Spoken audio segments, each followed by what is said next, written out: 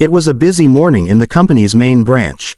Employees rushed through the glass doors, greeting each other with forced smiles. Among them was Lena, a gentle receptionist who had worked there for 3 years.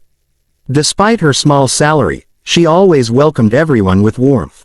That day, she noticed a little girl sitting quietly in the corner of the lobby, her hands trembling as she clutched a small teddy bear. No one paid attention, until Lena realized it was Emma, the CEO's autistic daughter, who often came to visit her father. Emma looked lost and scared. The noise of the office overwhelmed her. People walked by without noticing, but Lena couldn't ignore the child's distress. She knelt beside Emma and spoke softly, "It's okay, sweetheart. Would you like to draw with me?" She gave her some colorful pens and a notepad from her desk. Slowly, Emma began to calm down, her eyes focusing on the drawings. It was a simple act of kindness, but in a strict corporate world, even kindness had consequences. Moments later, Lena's supervisor, Mrs.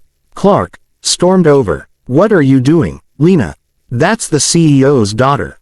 You're supposed to be at your post," she snapped. Lena tried to explain. She was scared. "I just wanted to help." But Mrs. Clark didn't care. "We don't need emotional drama here," she hissed. "Focus on your job or leave." The harsh words echoed through the lobby, making Emma flinch. Lena apologized, feeling torn between her duty and her humanity. The elevator doors opened, and Mr. Ethan Cole, the company's CEO, stepped out. He was a tall, composed man, known for his seriousness and sharp decisions. Everyone straightened up immediately. Unaware of the scene moments earlier, he greeted his daughter with a rare, gentle smile. Emma ran to him and whispered, "Daddy, the nice lady helped me." Ethan looked at Lena briefly, giving her a polite nod before taking Emma upstairs. Lena thought that was the end of it, but it was only the beginning. Later that afternoon, Mrs. Clark called Lena into her office. "You're being terminated," she said coldly.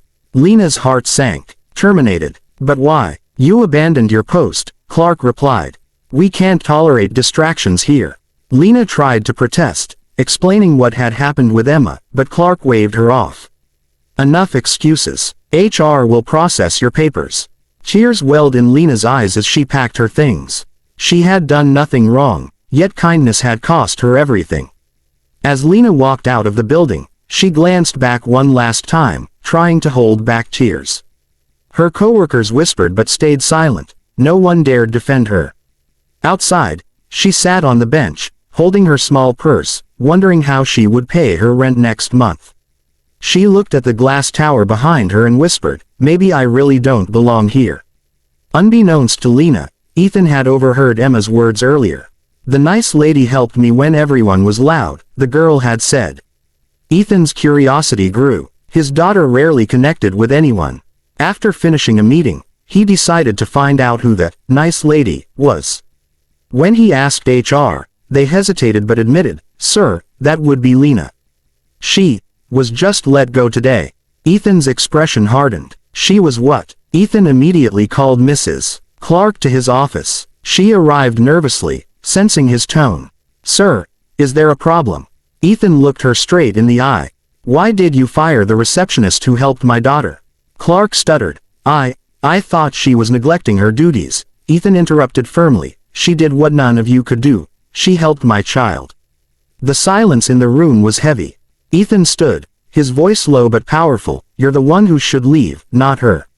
Mrs. Clark was stunned. "Sir, please, it was a misunderstanding." But Ethan had already made his decision. "Pack your things." Effective immediately, he turned away, signaling the end of her career. For the first time, someone had stood up for simple human decency inside those cold corporate walls. The next morning, Lena received a call she never expected. "This is Ethan Cole," the voice said. "Could you come to the office today?" Her heart pounded. She thought it might be about returning her badge or signing more papers. Nervously, she agreed and arrived at the company, holding her breath as she walked through the doors once more. When she reached the CEO's office, Ethan greeted her personally. He wasn't the cold executive she had imagined. "Lena," he began, "my daughter told me you were kind to her yesterday. She doesn't trust people easily, but she trusted you." Lena smiled shyly. "I just wanted to help." She reminded me of my little sister. Ethan nodded slowly. You were punished for doing something right. That's not how this company should be. He handed her a new contract. I want you back. Not as a receptionist, but as Emma's personal assistant and support coordinator. You'll work directly with her and me. Lena's eyes widened. Sir, I don't know what to say. Ethan smiled for the first time. Say yes. Emma already misses you. Tears filled Lena's eyes as she accepted. From that day forward, Lena became part of Emma's small world. She learned how to communicate through gentle patience and creativity. Emma began to smile more, speak more, and even draw her feelings. Ethan watched with gratitude, realizing how much difference one person's kindness could make. The once quiet mansion was now filled with laughter and warmth.